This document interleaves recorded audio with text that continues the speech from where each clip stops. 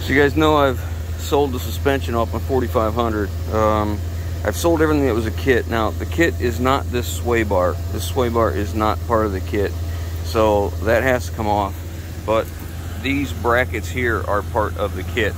So I need to go to Lowe's and get a piece of OSB. I got to make a crate to put this in to ship it, and I don't want to just strap it to a skid because I'm afraid parts will get lost or get damaged or whatever. So we're gonna go get at least one sheet of OSB, maybe two, and make us a box. We're gonna condense all this so it sits in there tight, and hopefully it's not banging around, and we're gonna get it shipped to the guy.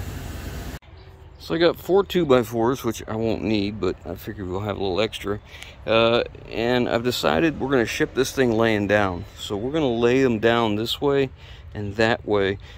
And it's gonna create this pocket right in here. So I'll be able to lay all the parts in there and nothing will be stacked on anything, and it shouldn't move around too much, and I should have plenty of room, and it will be a very low crate. It won't have to be very tall. So we're only gonna be about 12 inches tall on the box itself. So starting to lay this out here. I like to use a straight edge with a circular saw, makes it easier. So I'm gonna cut this up, get the bottom, and I've got a couple runners that were hooked to the dump bed when I bought it new, so we're going to reuse that, and it actually ends up being just the right width. So let me get to cutting. Well, my runners aren't exactly perfectly the same width or length, whatever, but I don't really care about that. So next we're going to run these 2x4s I just cut down. Those are going to go at the joints all the way around. I made this slightly shorter so the OSB can sit right on that ledge all the way around. But next I want to rip these down and set them straight up and down, screw up through the bottom. It'll give us something to screw the OSB on the sides, and then we'll do something down this way, the same thing. Rip these down, cut them in half, basically rip them in half. This will go on there, and then we'll put something in the corner, same thing on the top, load it all up, screw it down. So now we need to take these table saw. Alright, it's all finished, so now we get to play suspension Tetris and see if we can get all them pieces in there, and it works halfway close to what I was hoping for. Well, it's all in there nice and tight. The only thing left to do is I'm going to tie wire this stuff all together as a unit so it's not sliding all over. It should stay right where it's at. At least that's the idea anyways.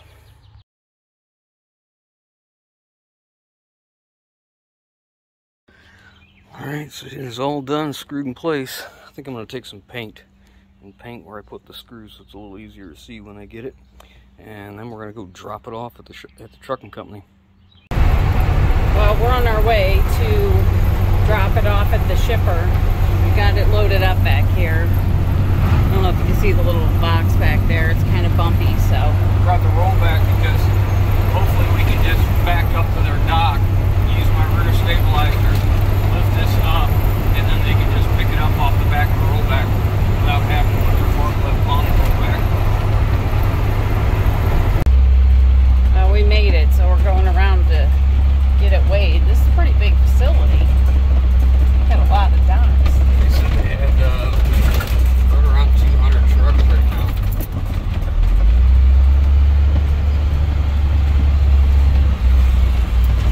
I bet they got thousands of trailers.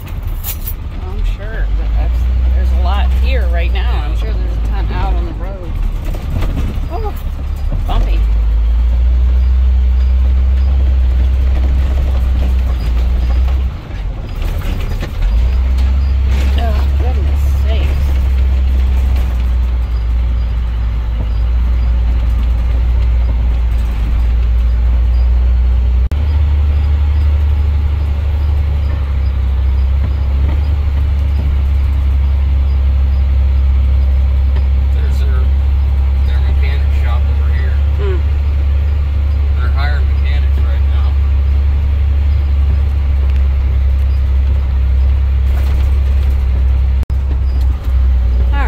Dropped off. The guy was able to weigh it right on the forklift, which is very convenient. It was 415 pounds, which I guess isn't too bad.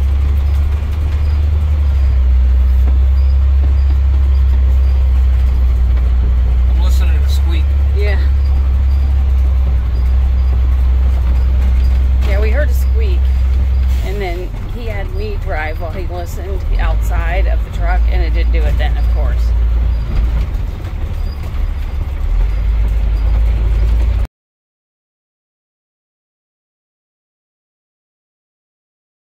Well, we had to pull over at that gas station because this caliper started locking up and smoking.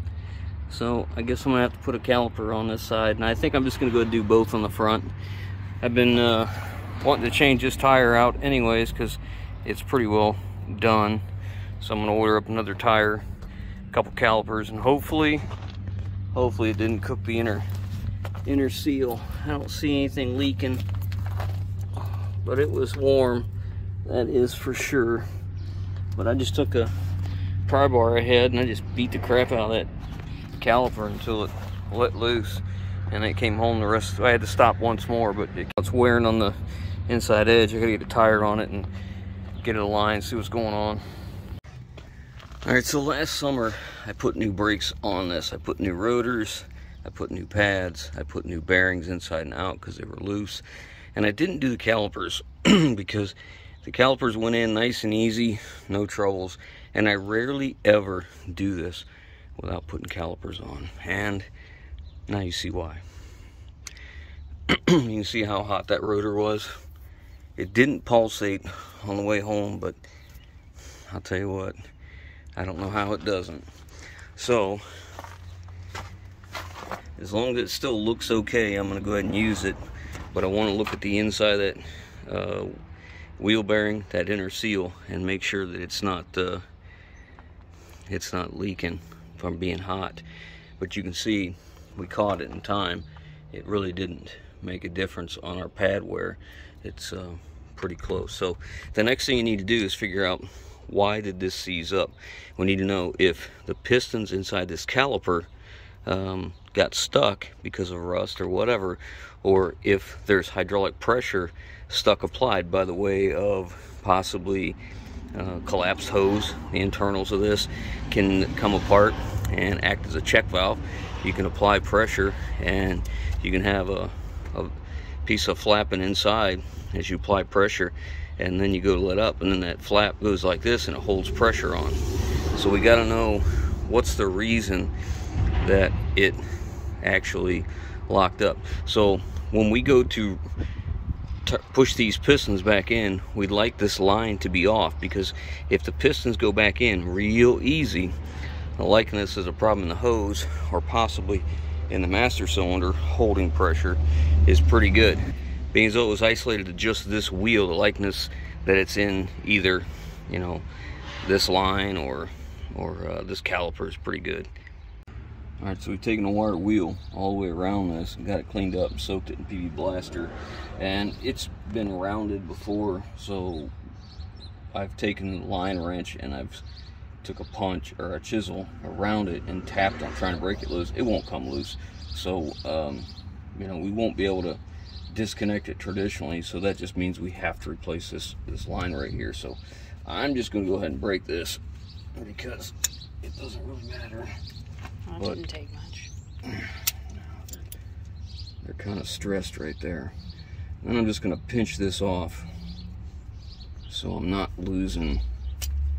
Well, it's a hard line too, so I don't want to lose all the brake fluid while I'm taking this apart. So the next thing is I want to push these pistons back in. Step back. I'm going to push this piston and I want to see if that's the problem, or if it was that hose. These seem to be going in pretty easy, as you can see. So the problem might have been that hose anyways. You hear it.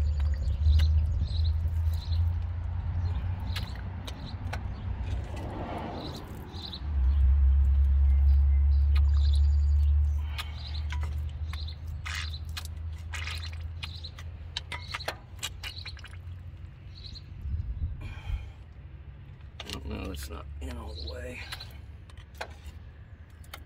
It's not the slides. The slides are just fine. So we'll get them off.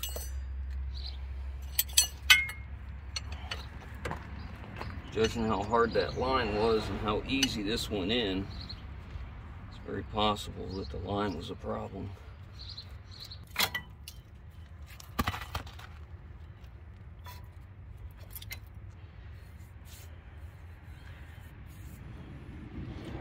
make sure there's no cracks in my rotor after all that heat. Huh.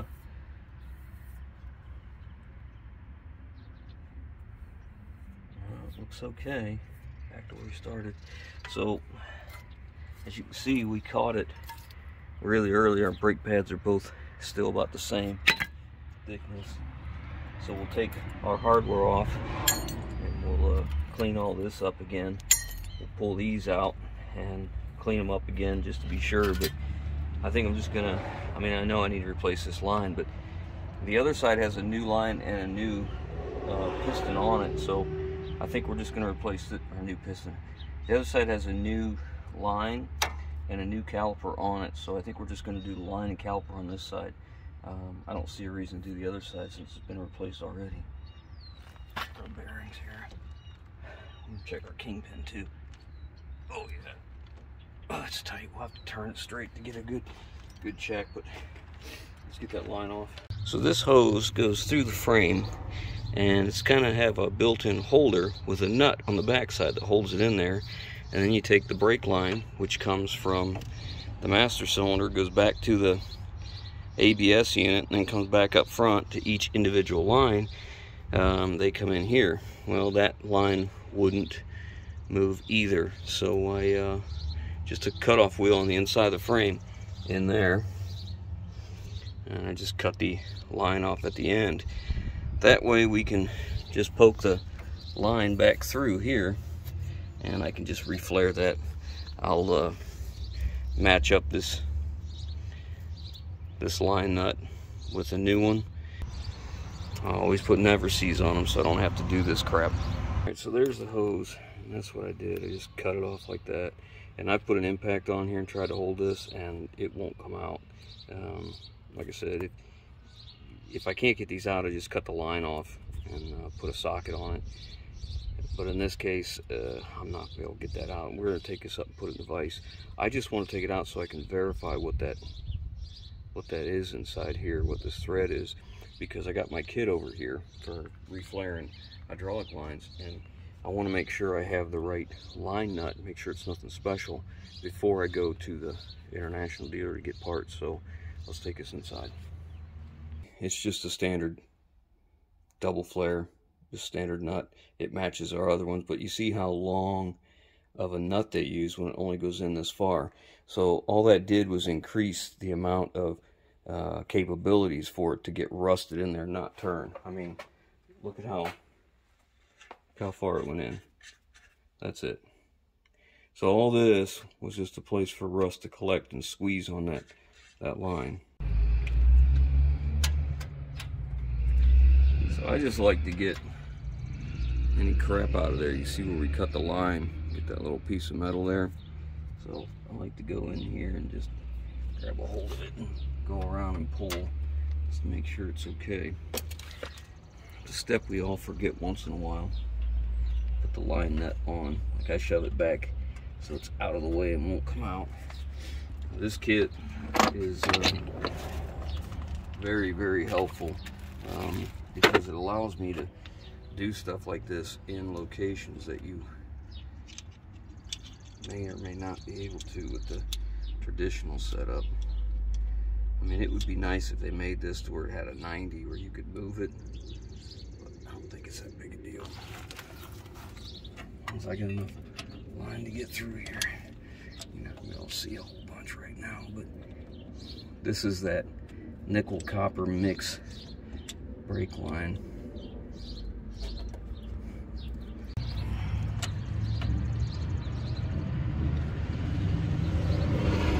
So positioning this is pretty important. How much tubing comes past the two parts of the die, which we'll call the vise, because that's really what it's doing. It's clamping that in. All right, so this is a double flare, so we need a double flaring 1/4 inch. Make sure I grab the right one. If I had my good eyes on, I could probably see it. I can see. Okay. All right, so you have to back this off like so. I've used this a lot over the years. It's very helpful, and it wasn't horribly expensive for the benefit, I don't think. Okay, so then you have the center pin in here. Can you see that? See that pin down in here? Mm-hmm. All right, that has to go right in the center. So once I get that in, I screw this in, and then you tighten up this knob, and it's literally a hydraulic press. Now it's just going to shove that in. Being this is that nickel copper, it definitely flares a lot easier. You hope you did it well the first time on these when you don't have a lot of room. Yeah, it turned out okay.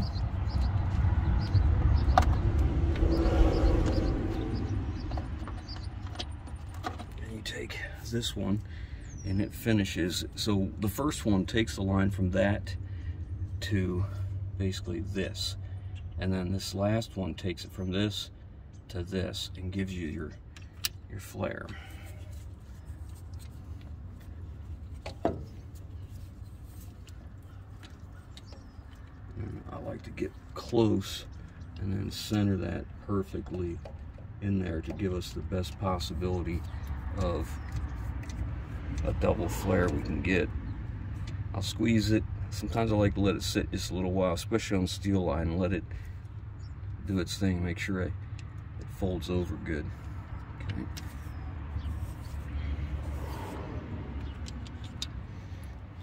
It looks okay.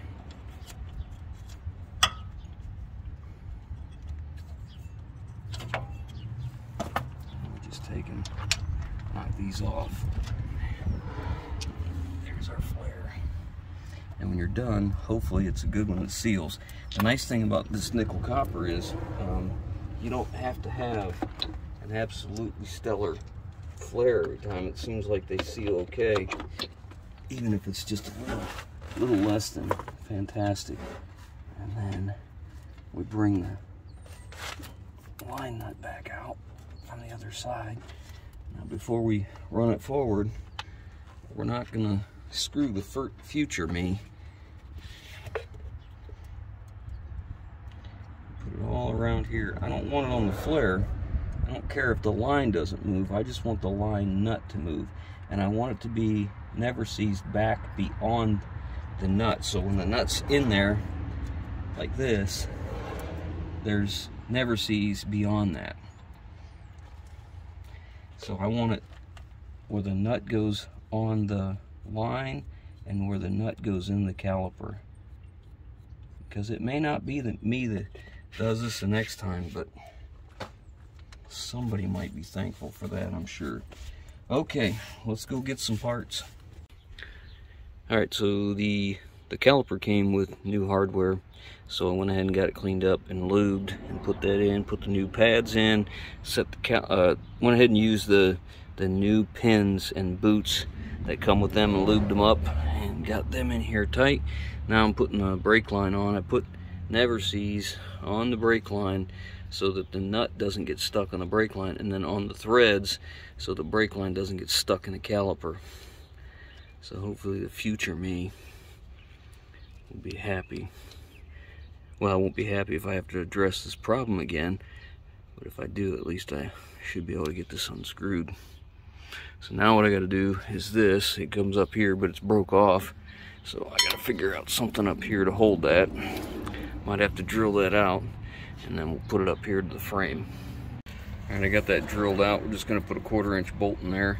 Next thing I want to do before I forget is put this nut on the inside of this frame, because if I forget, I'll take it all back apart, because that's what holds this into the frame.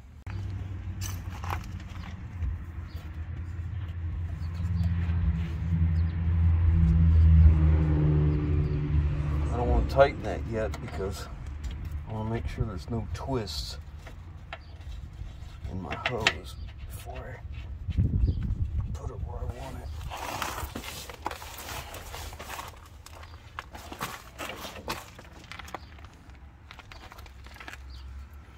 Alright, so this needs turned. apart a little bit, twist it the way I want it, and squeeze it back.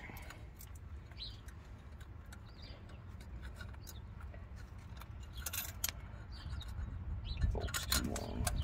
Is it too long? I can get you a shorter one.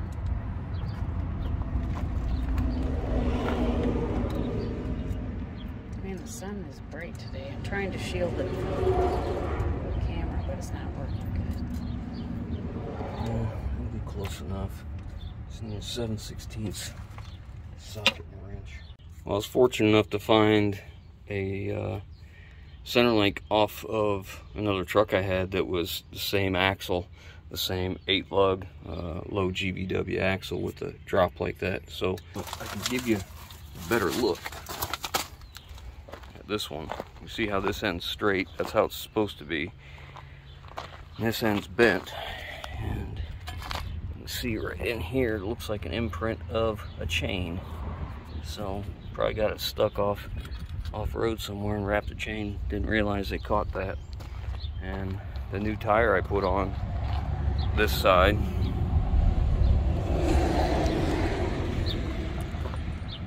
as you can see, maybe showing it scuffing off this side. So this was the inside while it was on the other. Yeah, this was the inside and there's the outside, so it was pulling the back together. Alright, so we're all back together, got it all in and bled the brakes. Everything's good to go. Hose it down with some brake parts cleaner. Check for leaks. We don't have anything. So the next thing I'm going to do is, while I got the jack out, I'm going to go ahead and grease the front end. So I like to grease everything.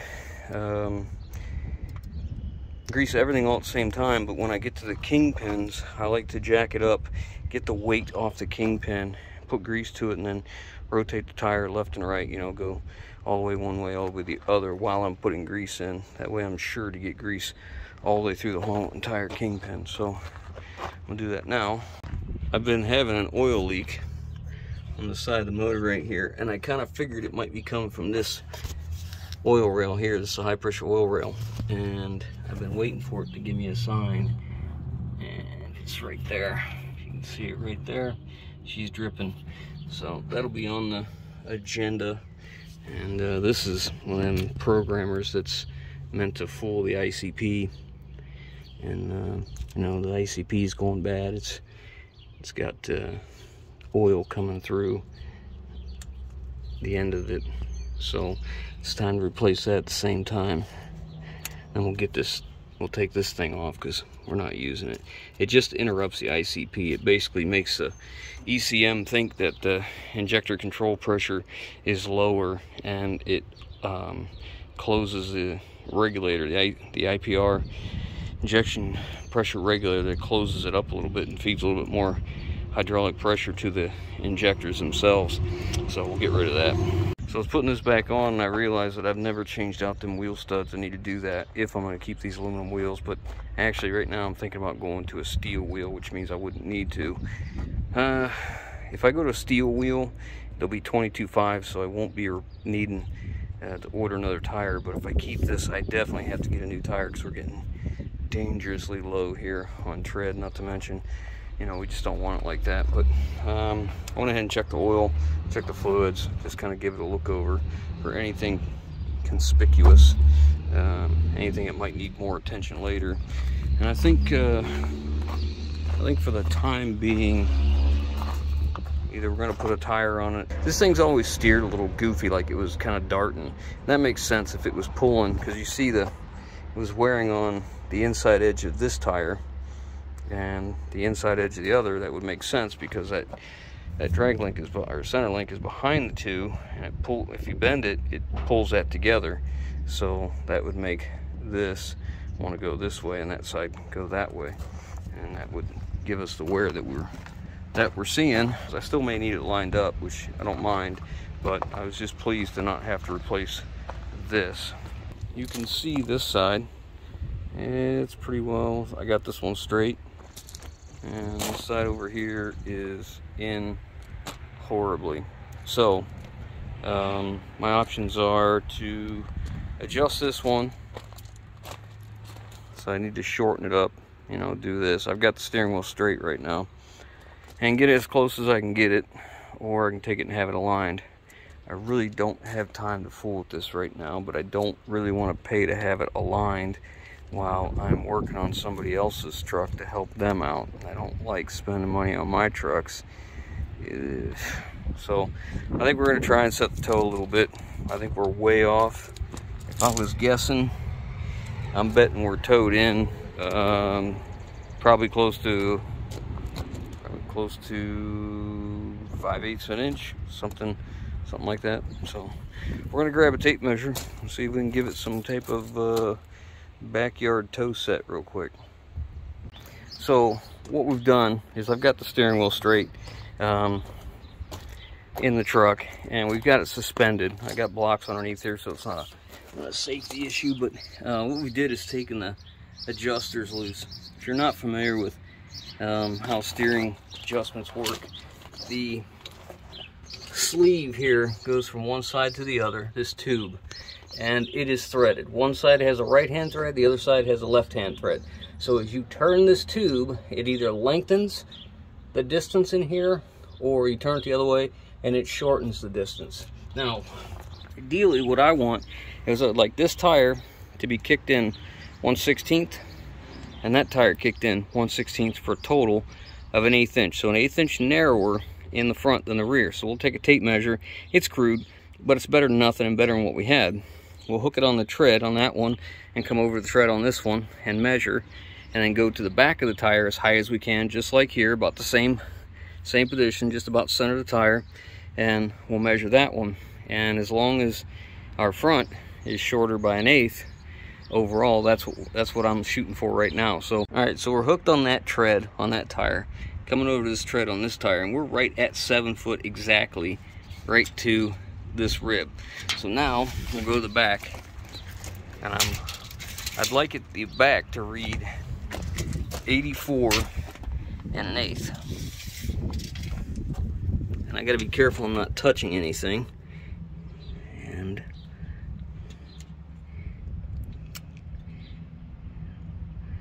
it's so hard for me to show you that. The sun's kind of blinding me. All right, that's 84 and an 1/8 on the nose. All right, let go. So now I'm gonna go ahead and tighten up the sleeves that go on the outside, and we'll get our cribbing out, get our tools out, and we'll go for a ride. Okay, that's a lot better. I mean, that was definitely the problem, because it goes down the road nice and straight now.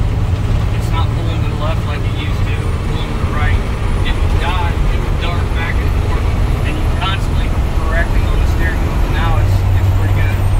So I'm gonna call that fixed. That was definitely the problem. And now we'll get back home and decide if I'm gonna put either, and this road is rough, another 19.5 on it, or if I'm gonna go to 22.5s. These are 8-lug wheels, and I have a set of steel 8-lug wheel with good 22.5 tires on it. I don't know. Well, it definitely took care of the problem. Now I just have to decide if I'm gonna order up this tire, another one of these, or and to match the other side, or if I'm gonna go with 22.5s. But I think it's probably much easier just to order this one tire. This tire cost me like $160 some. It's an Ironman import, 245/70 19.5. It's what I put on the other side, because when I did this tire was in much better shape than that, and I didn't keep a very good eye on how it was wearing. I did on the other side, and I noticed it was wearing goofy. That's why we wanted to look into the steering. So I think we'll order up one of them and get it swapped in real quick. And other than that, I think that's all she's going to get for right now. We got a little bit more maintenance coming up on it, so we'll get that soon. Thanks for watching.